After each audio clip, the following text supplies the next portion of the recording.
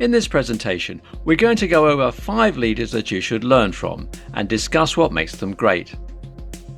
I want to emphasize that while you should incorporate your own leadership style, you'll want to consider getting some kind of inspiration from these leaders in terms of how they handled times of crisis, managed their time, or dealt with any kind of critical situation that they faced.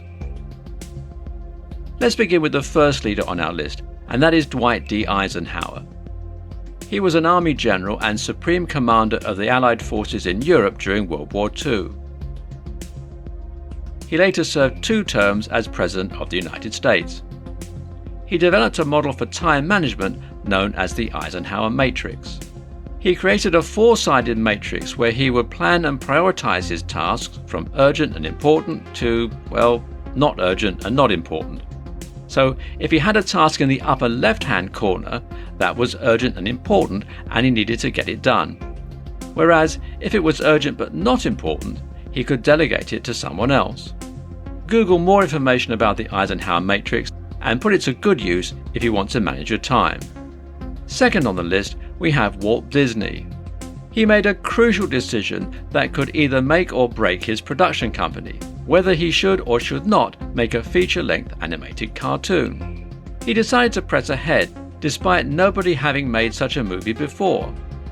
When Snow White and the Seven Dwarves came out in 1937, it saved the Disney Corporation from bankruptcy. Since then, it has become one of the more recognized companies in the world. This happened because Disney had to make a decision that may either save his company or drive it under. He wasn't afraid to take risks, and it paid off big time. Number 3 on the list is someone who perhaps was one of the greatest communicators the world has ever known: Sir Winston Churchill. He was the Prime Minister of the United Kingdom during World War II, and he spoke regularly to the people of the country. He did it so people would understand him. During his speeches, he would inject a bit of humour and keep people on their toes. He knew what to say and how to say it, and the country listened. He was credited for saving the United Kingdom from Hitler and the Nazis. 4th on the list, whether you're religious or not, is Mother Teresa of Calcutta. She is someone whom I consider a great leader because of her emphasis on compassion.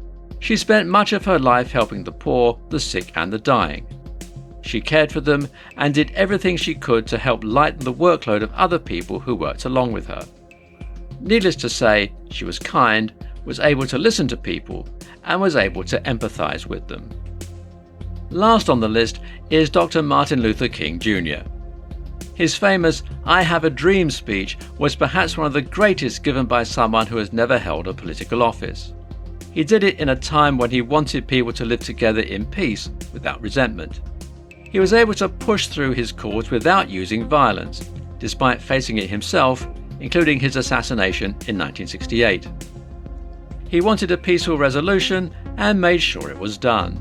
We could give credit to him, along with the others who fought alongside him to defeat segregation in the United States, for the passing of the Civil Rights Act of 1964.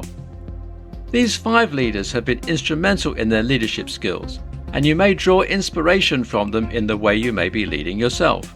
If you liked this presentation, please let us know.